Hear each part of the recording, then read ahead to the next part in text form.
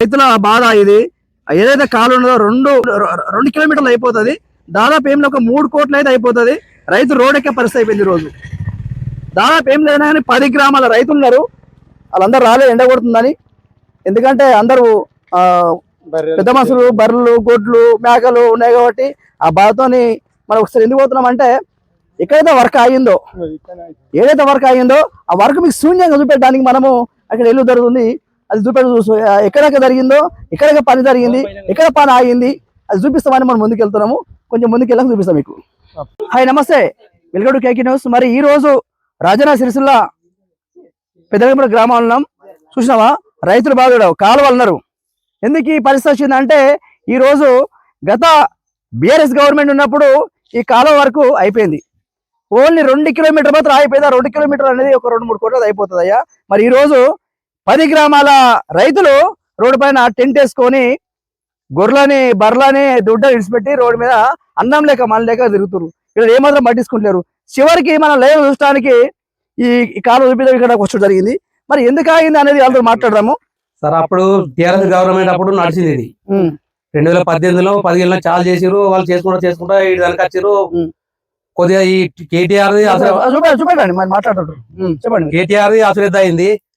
కేటీఆర్ తలుచుకుంటే ఎప్పుడో అయిపోయేది. ఓకే, ఎందుకంటే వాళ్ళ డాడీ సీఎం కాబట్టి అయిపోయేది. ఆయనే అశ్రద్ధ చేసిండు. మాకు రసమయ బాలకిషన్ అశ్రద్ధ చేసిండు. మిగతా ఎక్కడెక్కడో పనులన్నీ చేసుకొచ్చారు. మా ఊళ్ళోకి నీళ్ళు పోయినాయి. దేశమంతా తిరుగుతున్నాయి. మల్లన్న సాగర్ అక్కడ ఇక్కడ అంతగిరి మా ఊర్లో, మా పక్క విలేజ్ లో ఊర్లో జాగాలన్నీ పోయినాయి. మా ఊళ్ళకైనా నీళ్ళు అడుగుతున్నాయి. మా ఇద్దరు మధ్యలో అరికథ ఒక్క 2 కిలోమీటర్లు ఆగిపోయింది. ఆగిపోవడం వలన ఈ రసమయ్యతో నాయదట్లేదు.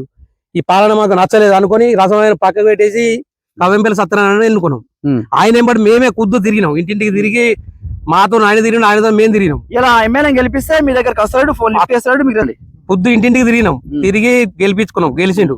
గెలిచినప్పుడు ఒకనాడు 1 నాడు వాగ్దానం చేసి, ఒక 2 నెలలు 3 నెలల్లో నీ కాలం అయిపోతుంది, మీది కంప్లీట్ చేసేద్దాం. ఇంకొకటికి బీరప్పది గుడి కాడికి ఇది కూడా శిశుడు పోసేస్తా అన్నాడు. అంటే కథ అప్పటికి లీడర్ అంతా ఎవరు ఆయనకు కుమ్మక్క కాలే. కాకముందు ఆయన స్పష్టంగా చెప్పిండు ఎమ్మెల్యే. తర్వాత మా ఊళ్ళో లీడర్లు అయితే వాళ్ళు ఒక 4-5 ఉన్నారు మాకు చెడగొట్టు. ఎట్లా అంటే చెప్తే, అయితే మా గ్రామ పంచాయతీ కట్టిండు మా సర్పంచ్. గ్రామ పంచాయతీ కట్టినాక రసమయ్య ఓడిపోయా, ఈయన వచ్చాయి. ఆయన ఓపెనింగ్ చేస్తానికి రేపు వస్తున్నా అని చెప్పిడు. కథం తెల్లారు రాలేదు. అంటే లీడర్ అదే చెప్పటే కదా అది రాకపోవడం. నేను ఏమంటున్నా మా కాలేజీ కూడా అదే రైతన్న నా మాటలు వినురు. మీకు ఎందుకు ఏమంటున్నా అంటే, ఈ వాళ్ళ సమస్యల విషయంలో, వాళ్ళ రాజకీయ విషయంలో ఈ రోజు మీరు కడిగల పోకిరి రైతు ఈ కాలు వస్తలేదు, మీ పంటలు నష్టమైపోతున్నాయి. దాదాపు 8,000 ఎకరాలు బీడు పడ్డది. 9,500 ఎకరాల భూమి 12 గ్రామాలకు ఈ నీళ్లు సప్లై అవుతాయి. కేటీఆర్ తలుసుకుని అయిపోయేది. అప్పుడు రసమైన తలుసుకుని అయిపోయింది. అయిపోయింది వాళ్ళ పాలన. వీళ్ళు వచ్చింది కాబట్టి వీళ్ళు చేయాలి. ఇది ఒక 2 కిలోమీటర్లు అంటే ఎమ్మెల్యేకి ఒక లెక్కన ఒక 3 కోట్ల చిన్న పనుసు. ఆయన ఒక నెల జీతం కాదు తలుసుకుంటే. కాకపోతే ఆయన అత్త ఒకసారి అంటాడు, మీ ఊళ్ళో రానితలేరు నాకు అని ఆయన చెప్తాడు ఎమ్మెల్యే. మీ ఊళ్ళో రానిస్తలేరు. మీ ఊళ్ళో రానిస్తలేరు. ఏ నాయకులు రానిస్తారు వాళ్ళని? మా లోకల్ నాయకులే, మా అటువంటి మాతో తిరిగిన వాళ్ళే. అదే రైతన్న ఎవరు ఇప్పుడు బీఆర్ఎస్ గవర్నమెంట్ కాంగ్రెస్ వాళ్ళు 2 పార్టీలు అయ్యారు మా ఊరు మందం. వాళ్ళ రాజకీయం కోసం మీ రైతుల పొట్టగొడుతున్నారు. మా రైతుల పొట్టగొట్టి మమ్మల్ని ఇరికిచ్చి ఇటు రానిత్తలేరు, వండిత్తలేరు. మమ్మల్ని ఇప్పుడు 7 రోజులు ఇప్పటికి మా దగ్గరికి ఒక 2 వచ్చిన నాయకులు, మిగతా 4 నాయకులు వస్తారే ఏమైతే అన్నట్టు అటే మమ్మల్ని, మా గ్రామం మాదే, మా వాళ్ళే రానేది రావాలి కదా. వాళ్ళు అత్తలేరు, పట్టించుకుంటలేరు. అటు చెప్తేనే కదా ఎమ్మెల్యే ఇప్పుడు రమ్మంటారు, వాళ్ళు అద్దంటారు ఎమ్మెల్యే అంటారు. ఇది పరిస్థితి. 7 రోజులు అయింది ఇప్పటికి. ఒక 2-3 రైతులకు డబ్బులు రాలేదు. జబర్దస్త్ తీద్దామన్నా కానీ పాపం వాళ్ళకి డబ్బులు రాలేదు. అంటే ఈ కాలం ఇద్దరికి రావాలి డబ్బులు. ఎంత రావాలి వాళ్ళకు? రావాలి ఒకరికి 7 లక్షలు కావాలి, ఒకరికి 8 లక్షలు అట్లా 2-3 రావాలి. అంటే వాళ్ళకి ఇలా వర్క్ అయిపోయిందా? అప్పటి వరకు వాళ్ళకి ల్యాండ్ పైసలు రాలేదని వాళ్ళు ఆపిర్రు. అప్పటి వరకు అటు ఎమ్మెల్యే వాళ్ళ ఎలక్షన్ అయితే అటు అయింది. అప్పటికి మళ్ళా అత్తే అచ్చున రాకపోయినా గవర్నమెంట్ పడిపోయి. ఈ గవర్నమెంట్ అతని నా జిమ్మని బుధవారం వేసుకొని తీస్తా అన్నాడు ఎమ్మెల్యే. ఇప్పుడు మీ అందరికి కలిసి కలెక్టర్ దగ్గర ఎట్లుండదు అంటారు? కలెక్టర్ దగ్గరికి పోయినాం మేము. కలెక్టర్ దగ్గరికి మేము ఒక 60-70 మంది పోయినాం. పోతే అందులో కూడా పర్మిషన్ ఒక 10 మంది బలిమిటికి పోయినాయి. పోనిచ్చిన వాళ్ళకు పోయి చెప్పుకుంటే, మీకు ఎందుకు మేము దాని ప్రాజెక్టు దానికి సమస్య పరిష్కారం చేస్తే మా వాళ్ళు అతన్ని పంపిస్తపో అన్నాడు. డిఓ పంపించిండు. ఆయన చేంజ్ చేసిండు ఉన్నది చెప్పిండు. ఇక్కడ డబ్బులు వాళ్ళకి రాలేదు, అతనే చాలా చేస్తాం, మా చేతిలో ఏం లేదు అని వాళ్ళు అన్నారు. వాళ్ళు ఉద్యోగస్తులు, వాళ్ళని మనం ఏమంటాం? ఎవరు చెప్పినా గానీ లొట్టపీస్ అయిపోతుంది ఇక్కడ. ఏం పని అయితలేదు. అసలు ఎమ్మెల్యే పట్టించుకోవట్లేడు మమ్మల్ని ఎమ్మెల్యే ఇప్పటికైనా పట్టించుకోవాలి. పట్టించుకోకపోతే మాత్రం మంచిగా ఉంటుంది. సరే, ఇది పరిస్థితి.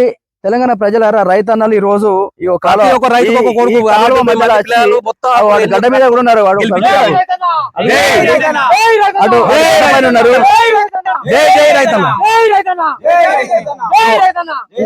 ఇటువంటి పరిస్థితి వీళ్ళే కాదు, ఆ గడ్డ పైన కాదు, ఇక టెంట్ కాడ కూడా 200 మంది ఉన్నారు. ఇది పరిస్థితి.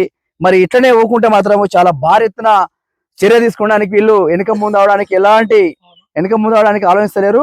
బరాబారి వీళ్ళు గవర్నమెంట్ ముట్టించడానికి కూడా అవసరమైతే రేవంత్ రెడ్డి దగ్గర కూడా వాళ్ళు అక్కడికి వచ్చి మాట్లాడడానికి కూడా వీళ్ళు ప్లాన్ చేస్తారు.